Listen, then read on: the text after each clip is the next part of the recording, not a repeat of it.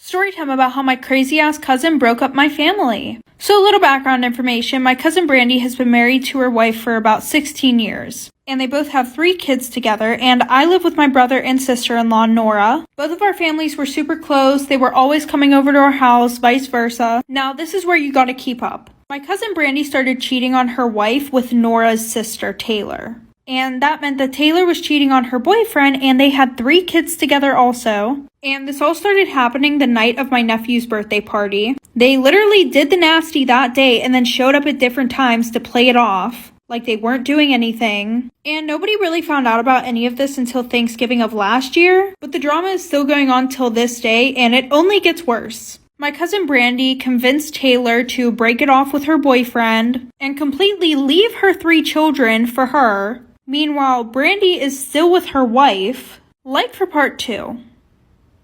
Part 2 about how my crazy-ass cousin broke up my family. So like I said, my cousin Brandy talked Taylor into leaving her boyfriend and her 3 kids for her. Meanwhile, Brandy didn't even leave her wife, and she was planning on buying a house and adopting 2 out of the 3 kids that they have. But Taylor was low-key manipulated and low-key ignored every single red flag. So she did just that. She literally broke up her family for Brandy. And to this day, Brandy is still with her wife. And you would have thought that Taylor would have been like, okay, fuck this. But no, actually, instead, Taylor and Brandy decided that they were going to say that Taylor's boyfriend beat them both so he could get sent to jail and they could still do the nasty on the low. And then Brandy twisted the whole situation of what actually went on to make my family cut me, my brother, and my sister-in-law all off. So that way she didn't seem like the bad guy. And now I'm not allowed to see Brandy's daughter, who I'm really close with. Like, she literally will track her location, and if she's even near my house, she'll be grounded. So we've story time about how I caught my grandma with my dad. So a little background information, I was 16, and it was the first day of 11th grade. Well, my friend wanted me to come to the mall with her after school that day. She was like, screw your grandma's birthday, just come to the mall with me. So the plan was I would sneak onto my best friend's bus after school and skip my grandma's birthday. By the way, my grandma was low-key a hoe. Like, half of her kids won't even bring their husbands around her, because after she got their numbers, she would end up sending nude pictures to them. Anyway, so the end of the day rolls around and I go to my locker to get my book bag when I'm called down to the office. So I go down to the office and my mom is there to pick me up because she said that we needed to do a few things before our grandma's party. Well, my grandma was at our house getting ready and my mom forgot her wallet at home, so when we went back home, I went to go put my book bag in the house. When I walk in and I see my grandma and dad on the couch, and I'm not even gonna say what they were doing, and my mom is walking past them like she didn't see anything. So after that, I called one of my aunts and asked if I could stay with her for a while, and now I don't talk to any of them. Story time about how I saw my boyfriend propose to another girl in front of me. So a little background information. At the time, my boyfriend and I had been together for around 4 years. We had 2 kids together, and our relationship was pretty rocky. Within the first year of us dating, he would cheat on me all the time, and both times that I was pregnant, he would cheat on me also.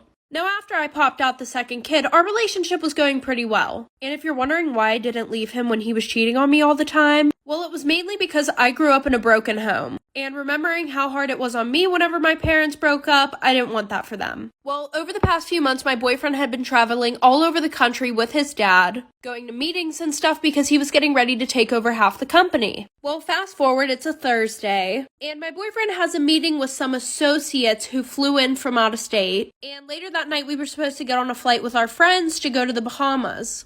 Like for part 2. Part 2 about how my boyfriend literally proposed to another girl right in front of me. So like I said, my boyfriend had a meeting with some associates who flew in from out of town, and that night we were supposed to be on a plane to the Bahamas with our friends. So while he was getting ready for this meeting, I went and I dropped the kids off early, and he went to this meeting, and I drove our luggage over to our friend's house because they were just going to drive us to the airport. So my girlfriend and I are super pumped to go on this trip, so we decided to start drinking early, and we went somewhere to get drinks. She suggests this high-end place because the guy at the bar has a crush on her and always gives her free drinks. So we're sitting there having a really good time drinking at the bar. So while we're sitting there, we hear a bunch of clapping and cheering coming from outside. So us being drunk and nosy, we go out there to see what's going on. And what are the chances I walk out there and my boyfriend is down on one knee in front of another girl? And I'm not very confrontational whenever I drink, so I told my best friend to just take me back to her house. When we got back, it was around 6 p.m. and my boyfriend tells me that he's just gonna meet us at the airport like for part 3. Part 3 about how my boyfriend proposed to another girl right in front of me. I know this is late, but better late than never. So like I said, we left, I went back to her house, and my boyfriend has the audacity to text me, I'll just meet you guys at the airport. So my best friend's like, what do you want to do? Do you want to go beat him up? Of course I said no, so I told her and her boyfriend to just go to the airport while I figured out what I was going to do, and to not say a word. Which was hard for my best friend because she was confrontational as fuck. So I texted my boyfriend saying that I was sick and I just wasn't going to go to the Bahamas with them, when in reality I was packing up our whole house, leaving him with only his clothes and his shoes. So I put all the stuff in storage and I just decided to move back to my mom's house. And yes, this was in a span of a few days. So the whole time that he was gone, I was acting like everything was okay. On the last day of the trip, I sent him a text saying that I knew about everything. And I said I never wanted to hear from him again and I never wanted him to see the kids again. And he took that quite literally. I never got a text back. Well, 4 months after all this happened, I soon find out that he got a new house in North Carolina with his new wife and they have a daughter on the way. Story time about how my ex-boyfriend accused me of cheating on an all-girls trip. So a little background information, I was 14 or 15 around the time, and it was the summer of my freshman year. So within the last few weeks of my 8th grade year, one of the more popular boys asked me out, and we're gonna call him Carson. I wasn't like super popular at the school, but I was like a medium maybe. But I was raised in a super strict household, where the only phone that I pretty much had was one that was able to call 911 and my parents. And I especially was not allowed to be talking to boys. So Carson had the great idea of giving me his old phone, and throughout the summer I would text him on there. Well, I started realizing him getting really toxic. Anytime that he would see my Snapchat location change, he would be like, where are you going? Why didn't you tell me you were going here? So I started distancing myself a little bit from him. Also because our relationship was just moving way too fast. Within the first month of us dating, he was talking about wanting to marry me. Like for part 2. Part 2 about how my ex-boyfriend accused me of cheating on him on an all-girls trip. So like I said, I started distancing myself from him because he became too attached and was just way too toxic. Well, I was also in a lot of clubs in school, and a few of them would require me to go on trips. Well, the one that I went on was an all-girls trip, and before I left, I texted Carson letting him know that I wouldn't have my phone all week. Well, on the last night of my trip, there was a girls and boys dance. There was like a group of boys from a different school that we were meeting up with, and I tried staying back at the cabin, but they wouldn't let me. So we started doing dances that required partners, so I was pretty much forced to dance with one of the boys. Well, when I came back home, I got 100 texts from Carson, calling me a bunch of nasty names, and you can probably guess them. And somebody got a picture of me dancing with one of the boys, and Carson sent it to me and said, we're done. So after that, I just ignored him. And then literally that night at 1 a.m., he was texting me saying, I miss you, please come back to me, like for part 3. Part 3 about how my ex-boyfriend accused me of cheating on him on an all-girls trip. So like I said, I received over 100 messages from him. He got a picture of me dancing with one of the boys and said, we're done. And then at 1 a.m, he's like, I miss you so much. Please don't leave me. Like, I've been doing so bad while you were gone. So of course I didn't accept his apology and I just blocked him on all my social media. And the next day I wake up to messages on my Instagram, my Snapchat, my Facebook. Like, who even uses that? Unless you're talking to family. Well, then Carson decides to tell everybody at my school about how I'm a lying, cheating scumbag. And now, 3 years later, no good guy from my school wants to date me. So now whenever I'm talking to a guy, I have to make sure that they're not affiliated with Carson in any way. But low-key, I had a really good glow-up, so all the hot boys want to talk to me now. And Carson's pretty much still a scumbag. Storytime about my shitty-ass ex-boyfriend. So a little background information. My ex and I have been dating for about 2 years. And throughout those 2 years, he was a dick. He would cheat on me, talk to other girls more than me, but of course I pretended that everything was perfect in my relationship. I would brag to all these people about how my relationship was so good, blah blah blah, and everything else. Because it's embarrassing whenever bitches can talk shit because your relationship is very toxic. Like, listen to this bullshit. The whole 2 years we were dating, I had over 10 girls DM me on Instagram saying that they screwed my boyfriend at his house. I never confronted him about it. I was just one of those girls that cared way too much about what everybody else thought. Okay, now fast forward. And it was a Friday at school, and Thanksgiving break was the following day. And him and I have this whole plan to spend the whole break together, because literally a week before that, he was on vacation in North Carolina for 2 whole weeks. Well, instead of going with him after school, I decided to go home, get an overnight bag like for part 2. Part 2 about my shitty ex-boyfriend.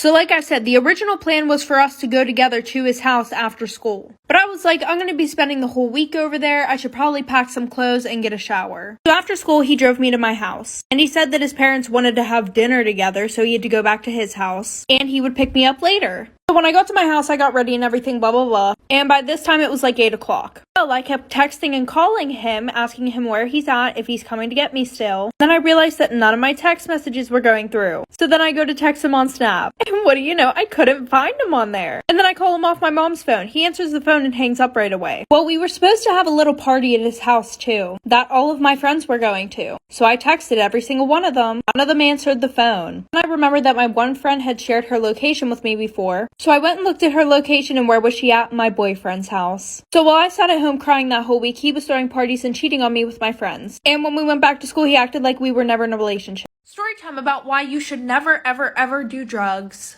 So a little background information. In my town, on the 15th of June this year, 2 girls got kidnapped in my hometown. So I kind of knew these 2 girls. I mean, they went to my school, but that was really it. Because low-key, I didn't want to be friends with them, and I kind of hated them. They were in 7th grade, I was in 8th grade, so they were probably like a year younger than me. Anyway, so it was a Wednesday, and the last time they had been seen was at 8 p.m. with a 30-year-old man. They were supposedly doing drugs outside of a McDonald's. Well, I guess this man saw that they had been doing drugs, and he wanted some. Before that, I guess he kind of eased into the question because he was like talking to them, getting to know them, and I guess he thought he had a really good shot at getting some drugs. But when he asked, they said no.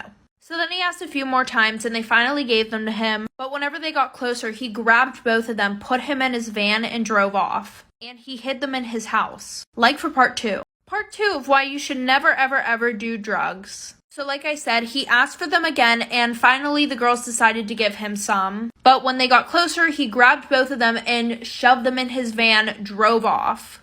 Well, he ended up driving to his house and decided to hide them there. Well, one of the girls' aunts posted something on Facebook saying that both of them were missing, and soon the news made an article that literally said, drug addict and her friend gets kidnapped. They went missing for like 6 days, and on the 22nd of June, they were found, but now they won't stop bragging about how fun it was to get kidnapped.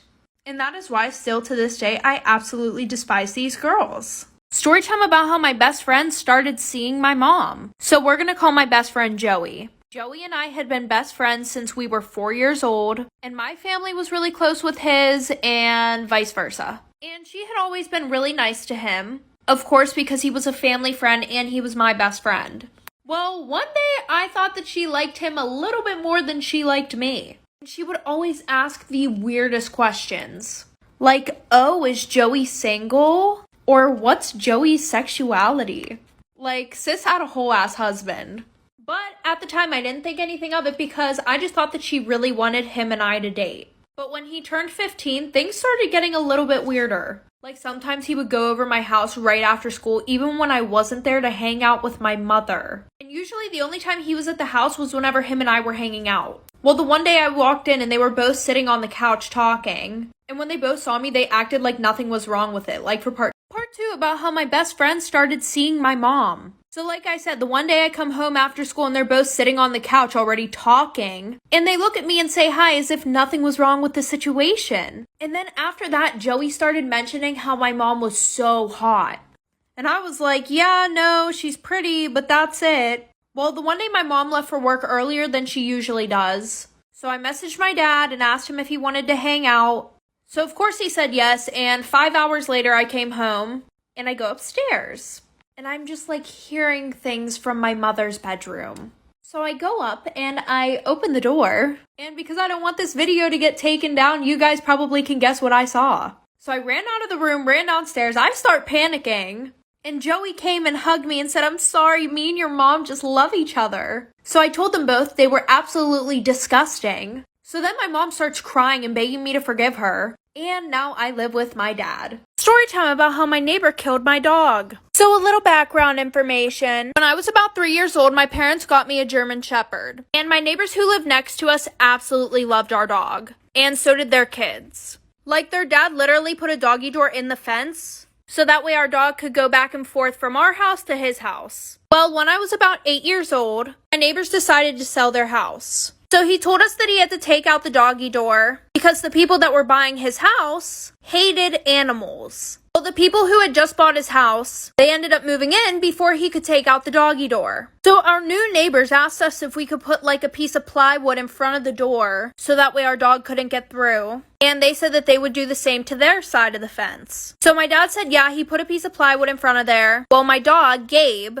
the one night that my brother let him out, he ended up getting the plywood off of the doggy door. Well, my brother literally had to crawl through the doggy door to get the dog before one of them saw him in the yard. Like part 2 about how my neighbors killed my dog. So like I said, my brother let the dog out, and my dog got the piece of plywood off of the door. And my brother had to crawl through the doggy door to get my dog out of our neighbor's yard, so that way our neighbors wouldn't wake up and know that he got through. But whenever my brother went to go get Gabe, he realized that my neighbors didn't even have a piece of plywood on their side of the fence or anything. So my brother told my dad, and my dad went over there the next day to talk to them. And he pretty much said, I'm not going to have a piece of fucking plywood on my side of the fence if you're not going to be doing anything on yours to prevent my dog from going into your yard. And they were like, oh, well, your old neighbors never took out the doggy door. And my dad was like, that's not our fucking fault. Well, then our new neighbors said, if your dog all of a sudden becomes sick or just does not come back, don't be surprised. My dad decided to replace the door himself. Well, once Gabe realized that the doggy door was gone, when we would let him outside, he would literally just sit there and bark at the fence. Well, 2 weeks later, Gabe ended up passing away, and we found out it's because our neighbors were giving him rat poison.